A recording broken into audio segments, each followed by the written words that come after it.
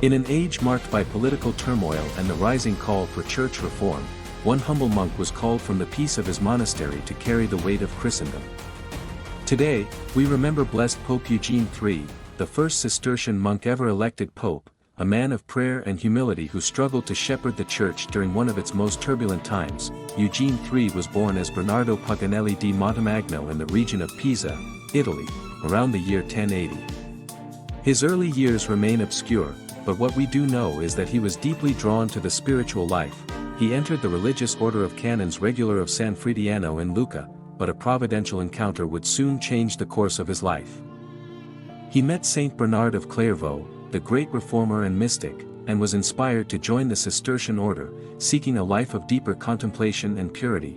In 1145, after the death of Pope Lucius II, the cardinals, facing a Roman rebellion, elected the humble monk Bernard as pope. He took the name Eugene III.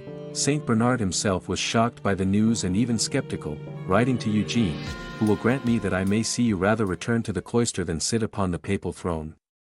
But Eugene accepted, trusting God's will, though he often longed to return to the simplicity of monastic life. His pontificate, from 1145 to 1153, was marked by trials.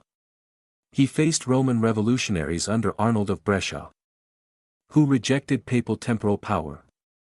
For much of his papacy, Eugene lived in exile from Rome, relying on the support of Christian princes. Yet, despite being displaced, Eugene III remained focused on spiritual reform. He strongly supported the Second Crusade, preaching its cause after the fall of Edessa. At the Council of Paris in 1147, he emphasized moral renewal and ecclesiastical discipline. He supported the Cistercian reforms, approved new religious orders, and encouraged the foundation of monastic communities. His deep respect for the life of prayer and monastic discipline helped purify the Church's witness during a time of worldliness and scandal.